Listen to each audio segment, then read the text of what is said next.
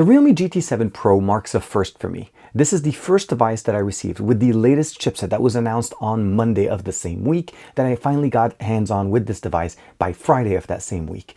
I've been using the Snapdragon 8 Elite on this device since the actual announcement of this new chipset, and one of the biggest things I'll probably have to say is there's a lot of improvements, there's a lot of new things that this chipset is enabling us to have. But the way Realme put this device inside of a device that has a large display, a high refresh rate, a high quality display, also giving a 6500 milliampere battery with 120 watt charging on this is just really mind-boggling on how they're able to put all of this together. And of course, the design is absolutely fantastic. We have two colors, but the one that they sent me is the most beautiful one I feel like, at least between the two. And without further ado, I do want to share with you guys all my experiences of using the brand new Realme GT7 Pro powered by the Snapdragon 8 Elite processor that's going to be ushering in not just devices from Realme, but other devices or other companies for the rest of 24 and even for most of 2025. This is TK, and let's go ahead and check out all those cool things.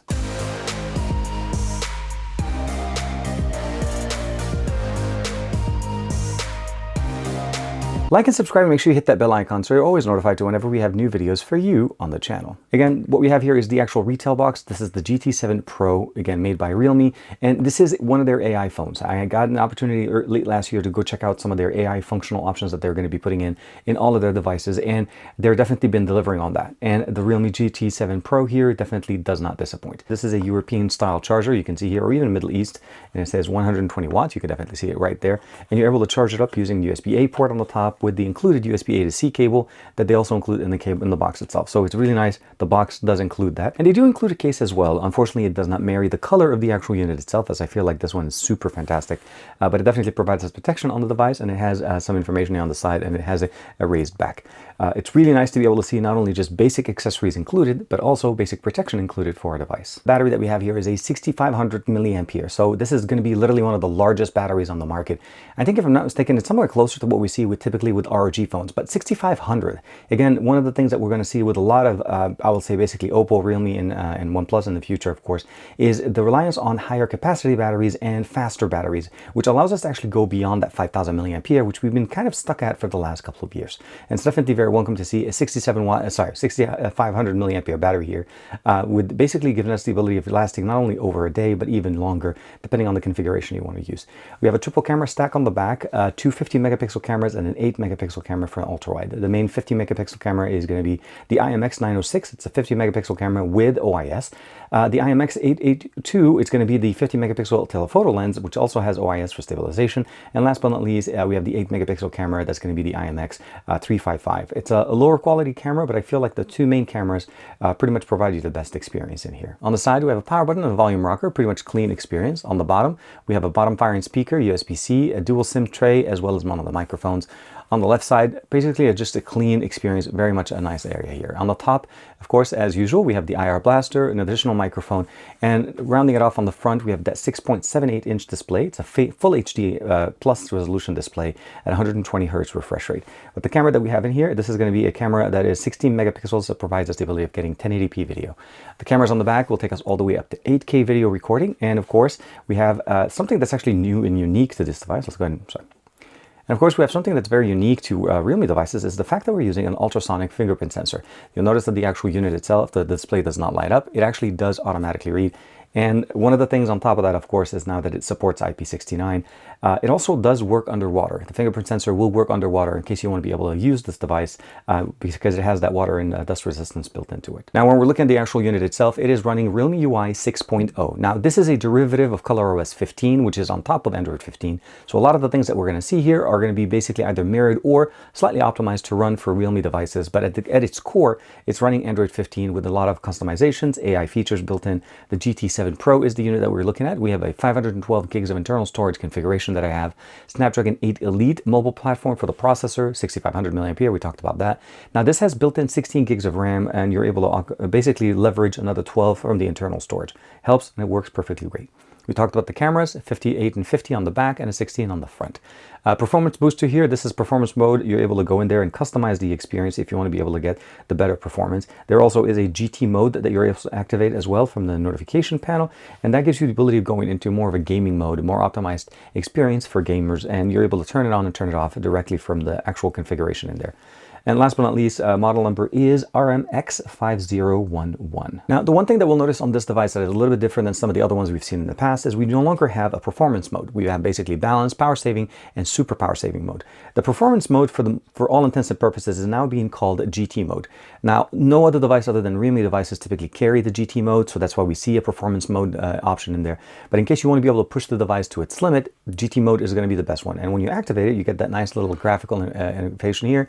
You get all the customization, everything boosted to the level that you need. And of course, it does impact the battery, but it will give you the performance that you're looking for.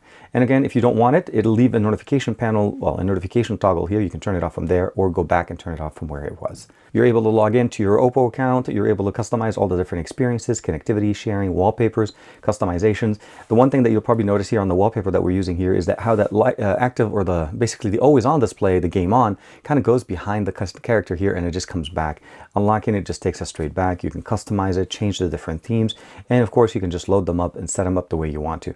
What I like about them is that they're customizable and configurable directly within the system, either by jumping into it within the settings section. Let's go ahead and go home. You'll notice right there it took us into Dragon Ball. I'll go ahead and lock it up and then unlock. Oh, actually that one I forgot to put the lock screen wallpaper on it. You can definitely customize and get the experience that you want. Last but not least, of course, you could just go back to the standard ones. They do have a few. So here under more themes, you can see here they have the different options in here, some animal ones, different customizations. You could see the way it goes from the cute, goes behind the cat, and of course takes you straight in there. All of them are customizable. All of them are in there, and you're able to download and customize them and set them up in a carousel in here. You can customize the always on display, the font, as well as the wallpaper, as well as the icons, and colors, fingerprint animation, edge lighting, all of the different things that you want to be able to customize. Pretty straightforward on this device. And as I mentioned, we have a dual SIM configuration here, no eSIM, so that's one thing that you need to be aware of. But other than that, you're pretty much able to customize your experience to your heart's content. Some of the AI things that we're going to talk about this is, I'm going to link you guys also to a video that I did not that long ago, showcasing a lot of the AI features that are coming part of ColorOS, which is, again, the base of what we get here with Realme UI here. So you'll notice here we have the dock, or the side dock, that you're able to activate. It has the file dock, the recent files. This is, again, some of the things we used to see on OnePlus devices, got integrated into Oppo system, and then now, of course, available on Realme devices. There's my files, and of course, you can customize, go in there. There's the ability of basically doing like AR doodle. I drew a house here, and I said a car next to it, and I gave it a second just to be able to generate an image, and it'll go through, and again, depending on how your internet connection is going, you'll be able to get an AI-generated image. Now, one of the things I really like about this is under the edit section here, we actually have the AI editor. And that gives us the ability of actually checking out AI eraser, basically ultra clarity, and of course, AI sketch and unblur. When you hit the AI eraser, there's an option to say remove people. As you see here, it recognizes people right away. It's recognizing the process is going through its thing, and it should be able to remove them entirely and provide us an image now without any kind of issues. Now that it's done, you can definitely do a quick compare. You can see how it's done, but it actually did an amazing job removing the actual people in this image. I mean, the crazy part about this, they were standing there and now they're not, and it was able to fill it in exactly. And this actually works very nicely. It does, again, depending on what you're doing, if you're just removing people, there's an easy shortcut for it. And of course, you can customize the different areas that you want to do with it. They have some additional options to be able to help you write, rewrite, customize, edit, suggestions, a lot of different things that are built in here that looks very, very nice. When it comes down to the camera's experience, what we get here, essentially, the main cameras that we're going to enjoy the most are going to be the two 50 megapixel cameras that we have in here. That's going to be the primary sensor, and when we jump into the telephoto lens. Now, the telephoto lens and the primary are both 50 megapixel cameras, and both feature OIS, which means the stabilization provides you that better image capture. And also, we're going to get a chance to check out some of those images that I took from the Taj Mahal, which are absolutely fantastic, and some of the other areas that I took while I'm traveling to India. And that was actually one of my biggest things I enjoyed using this device on. Now, one thing you may notice when we're looking at the camera is that at 4K 60, 8K, 4K 30, 1080p 60, actually let's go turn off the HDR function. 1080p 60, the ultra-wide doesn't show up. It's only when we go to 1080p 30 frames per second, and that's going to be the maximum resolution on the main sensor, or well, the ultra-wide sensor that we have in there. But if we want to get the 4K goodness, 4K 60, which I feel like I was basically using 99% of the time, those are the two configurations that I kept it in. A telephoto and the main sensor gave me the best experience. Now, when we switch over to the front-facing camera, unfortunately, 1080p 60 frames per second is the maximum that we're going to be able to get from the 16 megapixel camera on the front. I'm going to share with you guys some images, some videos as well, again, taken during my trip, and some of them actually even from here while I was going on my trip. But the biggest experience I'll say at the end of the day is that the camera here actually provides us a very good balanced experience. The colors are definitely very nice, similar to what we've seen before with Realme devices. They have just enough of a boost functionality to look basically social media ready, and editing them using the built-in editor has been absolutely fantastic. So you get a lot of good, powerful suites inside of the actual gallery application, and the camera provides you some of the great images. Now, before we get into the actual true truly the gaming experience, I do want to share with you guys real quick that I did actually use it in the US here in T-Mobile in the Los Angeles area, about 413 down and 80 up. It did give me a message from T-Mobile saying that it was not fully supported on my network, but internet connections were running pretty good. And you can see actually we're still connected to T-Mobile right now, voice over LTE with Wi-Fi, Bluetooth connectivity, and the battery, of course. The 6500 milliampere battery is supported with that 120 watt charger that we have in there. And the display goes up to 120 hertz refresh rate as well for when we want to get into those gaming experiences. Now, my typical Geekbench score number ran a little bit different. When you run it without GT mode, we ran about 2657. When you turn on GT mode, you can notice that's close to basically about 3000. And you'll notice right there that little logo that tells you that I turned on GT mode when I ran this test. And these screenshots obviously were taken there. So this one does not have that. That's why it's running a little bit lower. When we go into the Geekbench AI score, this one was also turned on. Again, you can see here with GT mode, we did get 2124, 2152, and 2468. Although in some benchmarks, it basically just maxes out. The performance is going to be crazy regardless of where you're going. When we go into Antutu, for the most part, this is the most stressful test that I was able to get or do on this device because you're pushing the device to its limits. And one of the things I'll notice is a lot of people have talked about basically, how warm this chipset can get. You have to keep in mind that they actually did complete the work that it was supposed to. Yes, it was running warm, but it's an automated function. I wasn't necessarily holding the phone the entire time. It shouldn't, it doesn't actually even get close to any of those temperatures when I'm using it and even playing games for an extended amount of time, 30, 40, an hour worth of gaming back to back, not an issue at all. Just Antutu is just one of those benchmarks that just stresses the system to its limits. So you want to keep that in mind when you're looking at the score. Now, before we go into the gaming experience real quick, let's go ahead and do a quick speaker test. I'm going to go volume 100% here. Our favorite song, Alex Crindo, Jumbo by NCS Release. It's a non-copyrighted song. We're going to go ahead and play a quick clip. Jack it up.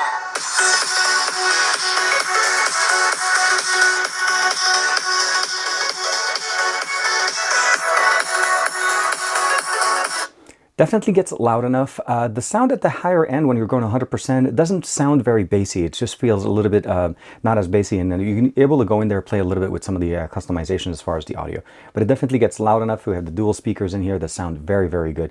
We do have a screen protector that is installed on the unit itself. I hope you guys can see that a little bit right there. You can kind of see that it's already pre-installed. Unfortunately, going in and out of my pocket, I did actually kind of damage it a little bit, but it doesn't peel yet. So there's another one down there. The actual display is perfectly fine. It's doing its job. I just kept the screen protector in there. As soon as I'm able to get a replacement on it, I'll definitely replace it and put a new one in there.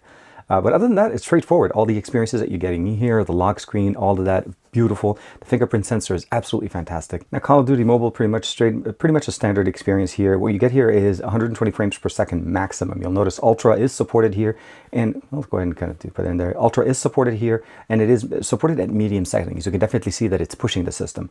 Here on the side, you have the access to the game launcher or the game configuration system here. You can go from balance mode, or you can also go into GT mode. Now, GT mode does push the system. It does get a little bit warmer, but this is going to give you the best performance as far as running everything full bore. That's going to be running really good for you. You can turn that off from there. You also have the ability of customizing it, do not disturb functionality, screen recording, and do not, miss touch configuration, and of course, quick startup. All the different options that you have in there are customizable, very easy, and you can see the frame rate in here in case you don't want to see it directly in here. But when you're playing, especially in multiplayer, you're able to get to that 120 frames per second consistently and enjoy the gaming experience. And as you're seeing there with the gaming experience, this will not disappoint. I think even Genshin Impact at 60 frames per second, highest quality resolution, although the device got a little bit warm, it didn't get as hot as when we were running Antutu, which I also want to kind of keep in mind in that the sense of what Antutu is trying to do to push the device to its limit is not an average user's experience. There's nobody out there sitting there running Antutu benchmarks back to back to back to back to back. I think there's still some optimizations that needs to be done. Again, this is a pre-release, again, the hardware that I have right now was sent to me before it was even available publicly. So think of it in that sense, what we're looking at, and by the time people are able to pick it up themselves. I think the experience that we're getting here is very much a well-balanced experience and an initial release experience of a Snapdragon 8 Elite. This chipset is going to power a lot of the main flagships going on the end of 2023, or 24, sorry, all the way up to 2025. And the experiences are going to be powered based on how the OEMs treat it and manage it. The cool system that we have here, the cooling system that we have here from Realme is definitely very nice, and it does the job very well. Again, N22 is just an outlier, and I don't really think that that's how people use it.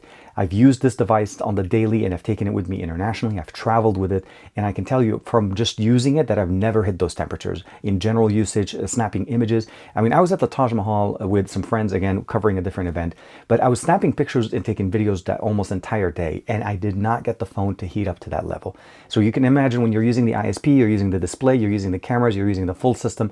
Again, shooting video and taking images consistently at a specific venue, like let's say you're visiting somewhere or you're just taking a lot of images, you can tax the system. And if the weather outside is pretty warm, you could definitely tax it even higher than that. The Realme GT7 Pro handled itself like a pro, and I definitely appreciate what we're seeing here. This is definitely I would say, gaming forward, photography forward device with an extended battery life and performance mode built into it so that you're able to get the best of both worlds. Photography, creativity, editing, as well as the ability of actually enjoying content, and of course, playing games if you want to be able to do so as well. The model that I had 512 gigs of internal storage, which made it so that I didn't have to worry about any kind of storage configurations, downloading movies, audio, all of that, take all the pictures that I want. I think about maybe one of the few things I probably, if there was a critique kind of a little bit in here, Realme had to do some customizations to bring the price point to where the GT7 Pro is. So there's those things we need to keep in mind.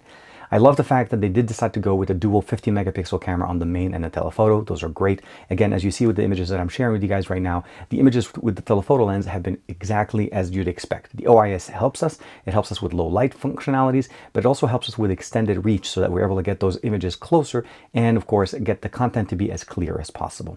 The 8 megapixel ultra wide, although a good option, I feel like I didn't end up using it as much, mostly because of just the resolution. The images from that one wasn't as sharp, and I'm hoping maybe some future updates will give us a little bit better experience. Front-facing camera is pretty good, although again, I would have wished that they were leveraged the Snapdragon 8 Elite a little bit more, because when we're taking front-facing images, especially when I was at the Taj, when you have like that HDR experience, the images at the end come out perfectly fine. And you'll see some of those images there when I was with Michael Fisher and Bader over at the Taj Mahal when we got out from the inside part of it. When you're taking the image, you don't get to see that in the preview section. In the preview, everything is blown up. When you take the image and you go into the gallery, the image looks absolutely fantastic. So what I would hope essentially is that they're able to work a little bit more on just providing us more true to life image when you're taking the front facing camera, because you're looking at yourself. When you're doing it blind with the rear camera, you don't really care too much because you don't have to worry about it. But other than that, maybe also include in the future generation of this video out. We don't have that. I love using my glasses when I'm traveling. That would have been amazing, especially on the trip. The trip to India, one of the flights was about 17 hours. So imagine sitting there with a phone like this and having to maybe a pair of glasses like an X-Real Row Kit or something like that. And those will definitely be a really good addition. This one, unfortunately, does not support that. But without kind of like taking too many things away from it, it's a great phone, fast charging, fast performing, powerful phone, great customization options, and I love the orange color that we have in here. There's two colors of this. Obviously, there's going to be a Galaxy Gray and then, of course, the Mars Orange. And this one for me looks pretty much like, again, the surface of Mars, personified on a device. But I've always been a big fan of orange orange color options or colorways on devices. It feels good, very solid device. Again, I'm very happy that they include a case in it. I just need to get a better screen protector because I've been putting it in the same pocket as my phone, so as my keys. As you can imagine, sometimes that does damage the screen protector. The display is absolutely fantastic. So with that being said, if you're thinking about picking up a Realme device in 2024 or even starting the beginning of the year 2025, I feel like the GT7 Pro checks off a lot of boxes, and it does that very well. The minor compromises that they did to bring the price point to where it is right now, I feel like, again, you can just understand that and you can't really beat it at this point. Some of the other options that are going to be coming in even close with some of the specs that you get in here are going to be close to 1,000, if not more. So with that being said, thank you very much to Realme for allowing me to check out the GT7 Pro and again the Snapdragon 8 Elite SoC so early in the game, and hopefully we'll see more and more exciting things coming up from them in the near future. Thank you, like and subscribe as usual, and of course I will see you in the next video.